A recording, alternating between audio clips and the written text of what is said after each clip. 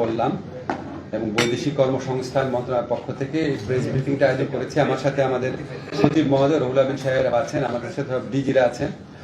আমি প্রথমেই আপনাদেরকে একটু বলি, আপনারা অনেক সময় জানতে চেয়েছিলেন আমাদের কার্যক্রম অগ্রগতি সম্পর্কে। তা আমার মনে হয়েছিল যে সত্যিকারের কিছু অগ্রগতি হোক, তারপর আপনাদের জানাবো। আপনি একটু পিছায় বসেন না, ওনার খামাখানি করছেন কেন? হ্যাঁ, ঠিক আছে, ঠিক আছে,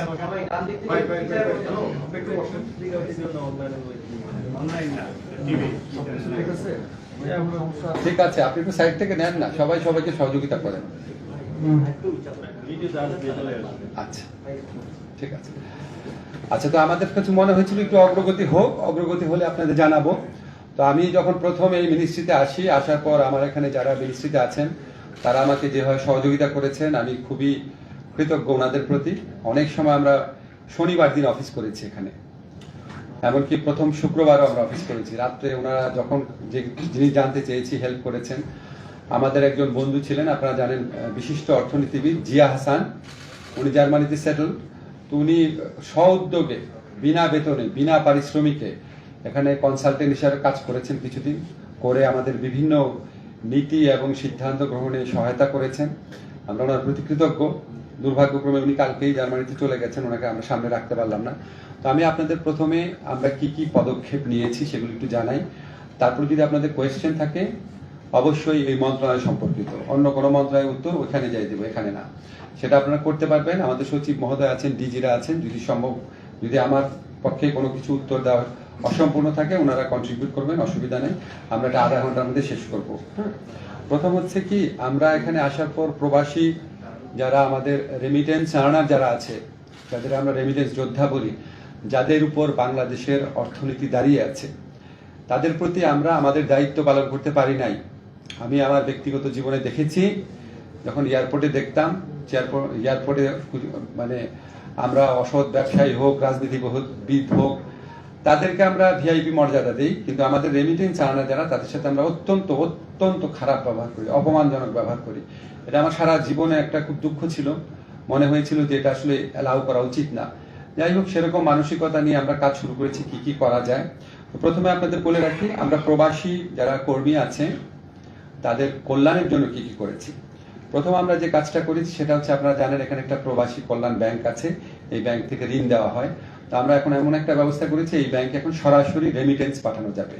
এই ব্যাংক থেকে যারা ঋণ নিতেন তারা আগে রেমিটেন্স পাঠাতে পারতেন না, এখন রেমিটেন্স পাঠাতে পারবেন। রেমিটেন্স পাঠানোর মাধ্যমে সরাসরি তাদের ঋণ পরিশোধ করতে পারবেন। এই ব্যবস্থাটা সম্ভব হয়েছে। এখানে সিটি ব্যাংক নামে একটা বেসরকারি ব্যাংক আছে, তারা আমাদেরকে অনেক হেল্প করেছে।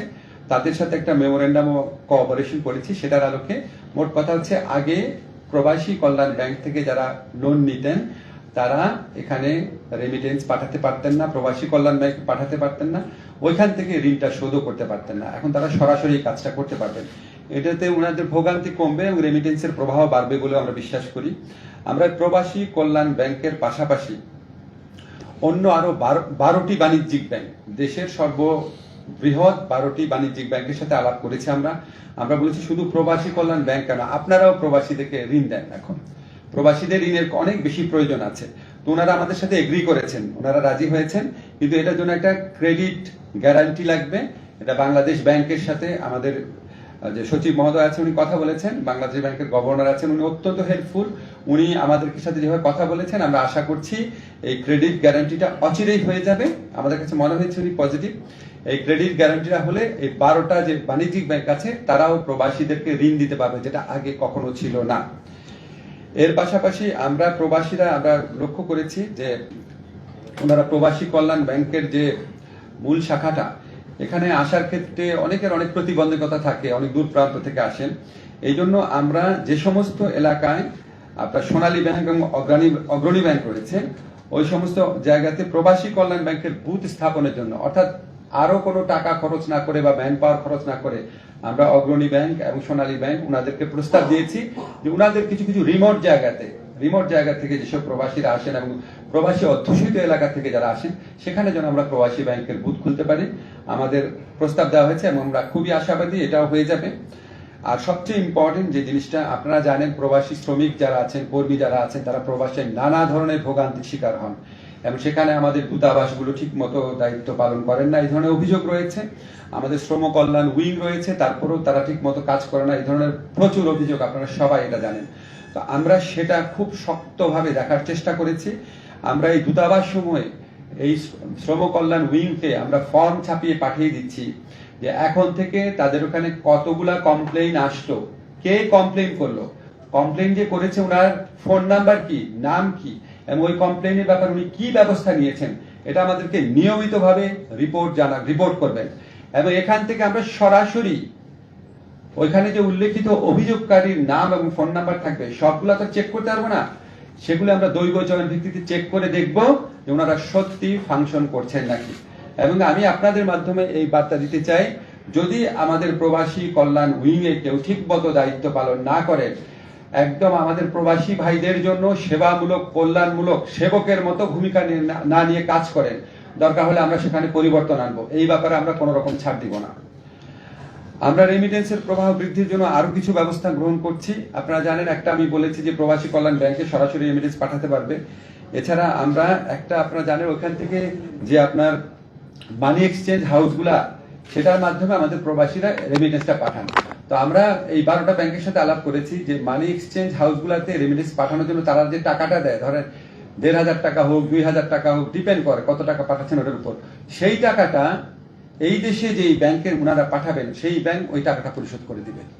অর্থাৎ রেমিটেন্স পাঠানোর জন্য বিদেশে যে টাকাটা ওনাদেরকে পে করতে হচ্ছে, ওটা এই দেশে যেই ব্যাংকে আসবে সেই ব্যাংক পরিশোধ করে দিবে। তো এইটা পুরাপুরি পালিত হবে নাকি শুধুমাত্র এই ব্যাপারে আমরা কনফার্ম না। আমরা বাংলাদেশ ব্যাংকের ম্যানেজারের সাথে আলাপ করেছি, উনি বলেছেন যথাসাধ্য চেষ্টা করবেন, কিন্তু আমরা আশা করব আমরা ওনাকে একটা পর্যায়ে মানে উনি সবকিছু বিবেচনা করে সিদ্ধান্ত নেবেন, এবং এটা হলে আমরা মনে করি রেমিটেন্স প্রবাহ আরো বৃদ্ধি পাবে। সরাসরি রেমিটেন্স পাঠাতে এবং হুন্ডির মাধ্যমে না পাঠাতে আমাদের যারা প্রবাসী কর্মীরা আছে ওনারা আরো অনেক বেশি অনুপ্রাণিত বোধ করবেন।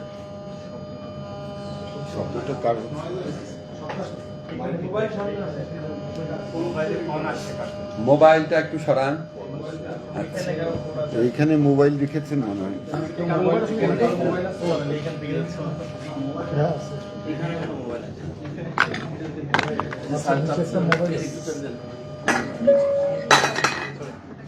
নিচে একটা মোবাইল আছে, কোথাও একটা মোবাইল। আচ্ছা থাক থাক, আওয়াজ হোক, বাদ দেন, এটা ধরে পানি টানি ফেলেন না, থাক আওয়াজ হোক। আচ্ছা সমস্যা নাই, আওয়াজ হোক।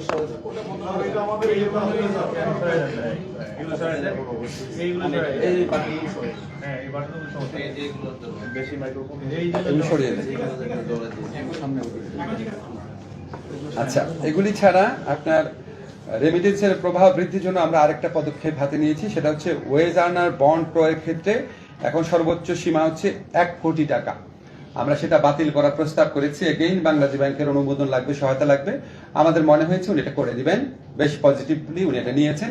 আর কোনো ক্রয় সীমা থাকবে না, ওয়েজ আর্নার বন্ডের মাধ্যমে অনেক বেশি রেমিটেন্স পাঠানো যাবে। বৈদেশিক কর্মসংস্থান বৃদ্ধি অনেক বড় একটা চ্যালেঞ্জ, আপনারা এটা খুব ভালো করে জানেন।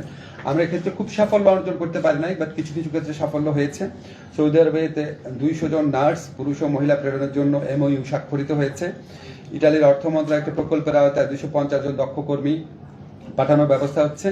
জাপানে একটা প্রতিষ্ঠানকে লেটার অফ ইন্টেন্ট দেওয়া হয়েছে। আমরা দাবি করছি না এগুলি খুব উল্লেখযোগ্য অগ্রগতি, বাট শুধু বলছি যে এই ক্ষেত্রে আমাদের কার্যক্রম অব্যাহত রয়েছে।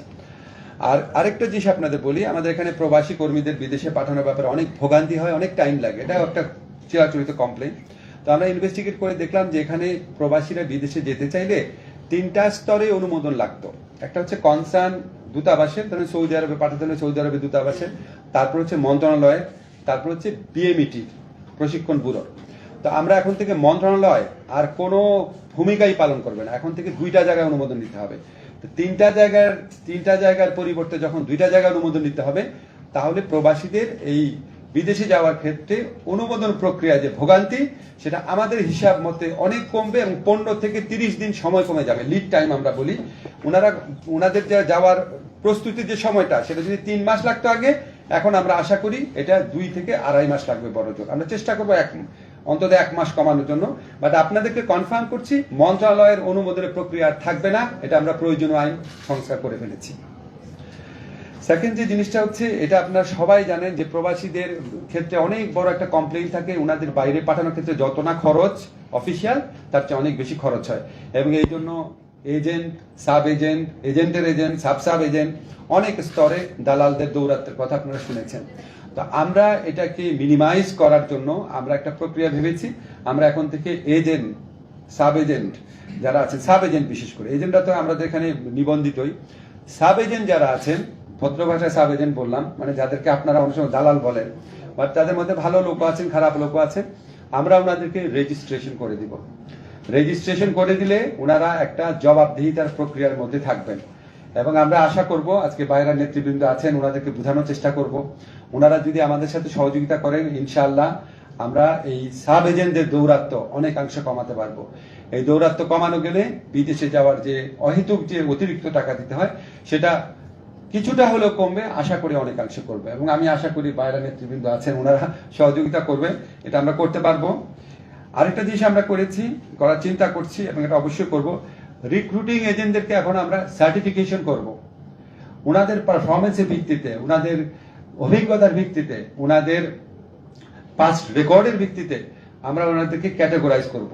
যে ক্যাটাগরি এ রিক্রুটিং এজেন্ট হচ্ছে এটা, ক্যাটাগরি বি হচ্ছে এটা, ক্যাটাগরি সি হচ্ছে এটা।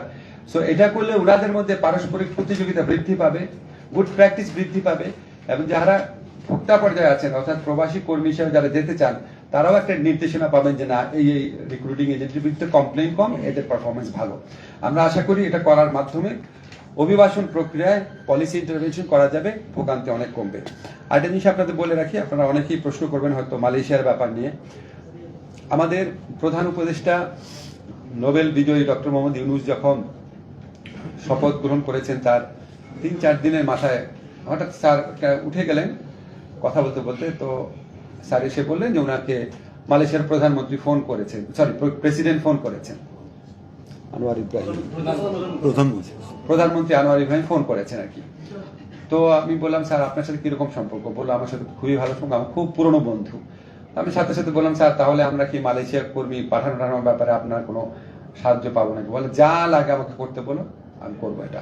সো আমরা তো অনির্দিষ্ট কথা বলে লাভ নাই, আমরা মার্কেটটা ইনভেস্টিগেট করছি মালয়েশিয়ার ব্যাপারে। আমরা অবশ্যই স্যারের সহযোগিতা পাবো। আপনারা জানেন ওনার ব্যক্তিগত হস্তক্ষেপের মাধ্যমে আমাদের আরো ইউএই থেকে 57 জন আমাদের শ্রমিক ফেরত আসছেন যারা কারাবন্দী ছিলেন। এটা খুব বড় একটা ঘটনা, আপনারা সবাই বুঝেন ওখানে মানে কত কঠিন ক্রিমিনাল জাস্টিস সিস্টেম, সেখানে স্যারের ইন্টারভেনশন এটা হয়েছে, যেখানে ইউএই এর আমিরের সাথে ওনার কোনো ব্যক্তিগত ঘনিষ্ঠতাই ছিল না।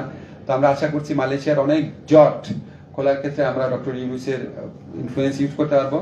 এছাড়া আমি যখন এই মন্ত্রণালয়ের দায়িত্ব নিলাম, উনি আমাকে বলেছেন অন্য যে কোনো দেশে যাদের সাথে কথা বলে উনি কাজ হয় বলে মনে হয় ওনার, সেখানে উনি ফোন করবেন, করে দিবেন।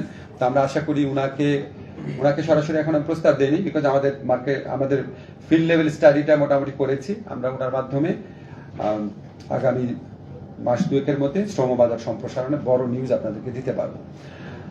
এটা হচ্ছে আরেকটা জিনিস ছিল, সেটা হচ্ছে লাস্ট, এটা আপনাদের খুব আনন্দের সাথে জানাতে চাই।